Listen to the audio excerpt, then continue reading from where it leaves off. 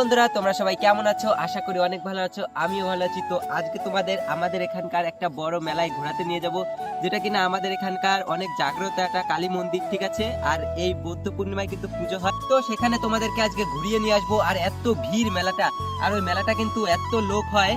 আর ওই মেলাটার আরেকটা জিনিস একটা ফেমাস আছে, ওটা হচ্ছে মেলাটার খিচুড়ি প্রসাদ। তো চলো তোমাদের আজকে দেখাবো কিভাবে কি ওইখানে কেমন মায়ের মন্দির, তো সবকিছুই তোমাদের দেখাবো।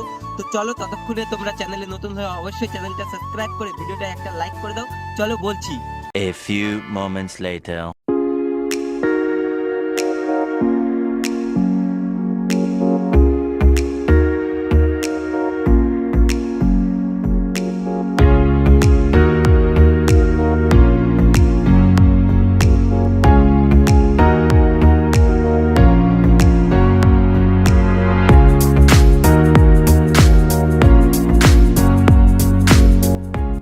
তো বন্ধুরা তোমরা দেখতে পাচ্ছ মেলায় ঢুকতেই গেটের মধ্যেই কত ভিড়। মন্দিরে যাওয়ার জন্য চিকন একটা শুধু রাস্তা, আর সেই রাস্তার দুই সাইড দিয়ে বসে গেছে দোকান, সেই জন্য তো ভিড়ের জন্য যাওয়াই যাচ্ছিল না। মেলাটা হতে পারে একদিনের, কিন্তু এখানে এত লোকের আগমন, এখানে দূর দূর থেকে মায়ের ভক্তরা সবাই মায়ের দর্শনের জন্য চলে আসে। প্রথমে মেলায় ঢুকতেই দেখতে পেলাম যে কত সুন্দর করে সাজানো হয়েছে, আর তোমরা দেখতেই পাচ্ছ যে কতটা সুন্দর লাগছে গেটগুলো। আর এখানকার ফেমাস কিন্তু আরেকটা জিনিস আছে, সেটা হলো খিচুড়ি প্রসাদ। যেহেতু মেলাটা একদম রেল লাইনের সাইডেই হয়, সেই জন্য দেখো কতটা ভিড় হয়েছে মেলায়। এই মেলায় সকাল থেকেই ভক্তরা ডাঙ্কার দল নিয়ে ডাঙ্কা বাজাতে শুরু করে, কারণ এখানে গুরু হরিচাঁদ ঠাকুরেরও মন্দির আছে। আর এই হচ্ছে মায়ের মন্দির, দেখো ভক্তরা সবাই এখানে পুজো দিচ্ছিল। তো বন্ধুরা তোমরা কি এখনো কাটনাকালী মন্দিরে এসেছো? তোমরা যদি এখনো না এসে থাকো তাহলে অবশ্যই একবার এসে দেখো। আর এদিকে সাইডে দেখলাম বাবা হনুমানজির মন্দির, আর এই হচ্ছে মন্দিরের পিছনের লুক, দেখতে পাচ্ছ কতটা সুন্দর করে সাজানো হয়েছে।